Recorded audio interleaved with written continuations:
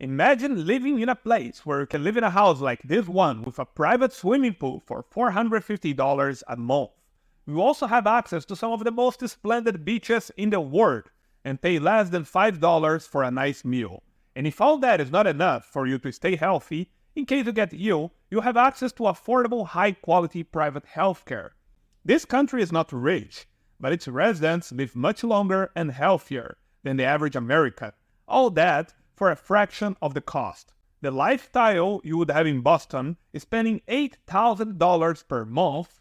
You have in this country only spending $2,000. We are talking about living and retiring in Thailand. According to the US Department of State, more than 30,000 Americans decided to move there.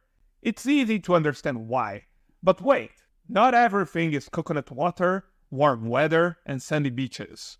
There are also some serious negative sides about living in Thailand. Today we'll discover the pros, cons, and the cost of living in Thailand, and at the end of this episode, I will reveal one incentive from the Thai government that impressed me. So let's start with the pros of living and retiring in Thailand. We start with the most expected one, the cost of living. This is by far one of the most enticing aspects, especially when you compare it to many Western countries. Here's a breakdown of the cost of living in Thailand that highlights just how budget-friendly it can be. Less than $2,000 per month will be enough for most of your expenses. This is a fact, and that estimate covers your expenses like housing, food, entertainment, and even the eventual massage. The biggest reason the cost of living in Thailand is so low is that housing is very affordable when compared to Western countries. In Bangkok, you can rent a 2-bedroom apartment like this elegant unit in the Merlin Tower for only $480. But remember that Bangkok is one of the most expensive places in Thailand. Therefore, if you choose to live in other parts of the country, you can find much cheaper options. In Chiang Mai, for example, you can rent an entire villa with a swimming pool for the same value. It's insane. Come on, in the US, $400 is what you pay for a parking space. Another thing that is extremely cheap in Thailand is eating out. One of my favorite places is a Thai dish called Tom Yum. You can enjoy some of the best Tom Yums in the world for less than 200 baht, which is around $5. Another thing that is extremely cheap in Thailand is traveling around. Thailand is served by multiple low-cost airlines like AirAsia, Nok Air, and Lion Air. Bangkok's BKK airport is a central hub for traveling around Southeast Asia. Short flights to nearby countries like Laos, Cambodia, Vietnam, Malaysia, and Singapore can cost as little as $60. And there is so much to see in Southeast Asia. I have been there a few times, and it's never enough. Another advantage of Thailand is that there is a huge expat community there. You will find people from all over the world, and to socialize with them is not difficult. This is especially true in urban and tourist centers like Bangkok, Chiang Mai, and Phuket. Thailand also has a very strong tradition of medical tourism, and it's easy to understand why. They have plenty of world-class private hospitals with prices that are a fraction of what you would pay in the US. For example, the B&H hospital is among the best in Asia, and it was founded by the British community residing in Thailand. Looks classy, right? There is also the Bumrungrad International Hospital.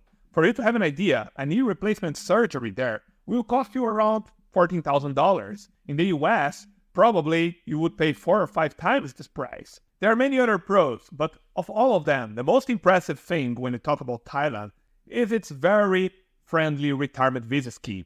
It's such an important reason why people move to Thailand that we'll leave at the end of the episode, because right now we'll talk about the bad part. But before we start it, if you enjoyed this episode, please hit the like and subscribe buttons. As I said, not everything is coconut water and relaxing at the beach. I saw many expats return to their countries because they forgot about the crucial factor.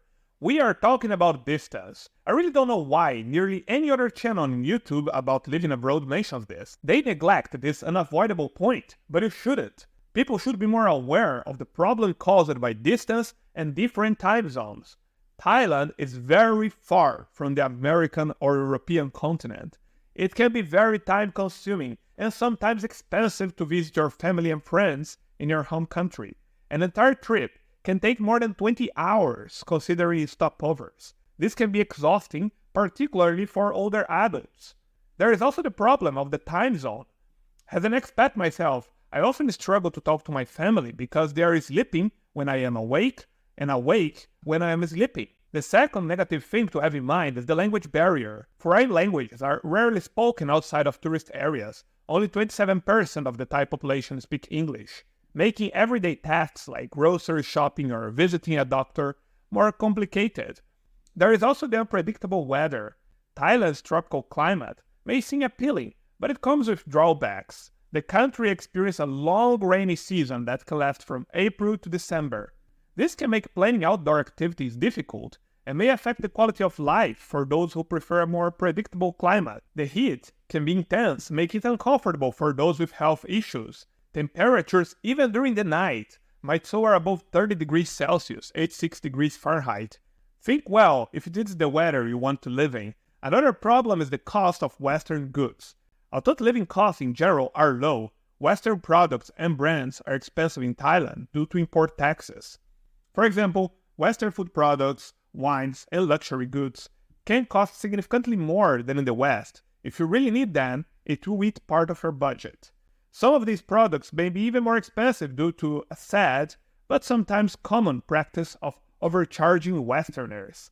This phenomenon is so common in Thailand that it has a name, the Farang price, referring to the term used for foreigners. And lastly, and this negative aspect is quite famous actually, is the traffic and driving conditions. Driving in Thailand can be chaotic and stressful, particularly in cities like Bangkok. Less than careful driving behavior and chaotic road conditions can be frustrating and potentially dangerous for expats used to more regulated traffic environments. And what are the most popular places in Thailand for expats like me and you? Some people might say Phuket, but Phuket's expensive, so just skip it and talk about the other popular places that are not Phuket. Here are they. First, there's Bangkok. The capital city of Thailand offers a busy lifestyle with its world-class shopping malls, restaurants, and all the infrastructure you would expect from a large city. They also have some of the best hospitals in entire Asia, as I mentioned before. The city is well connected through an efficient public transportation system, including the BTS and MRT.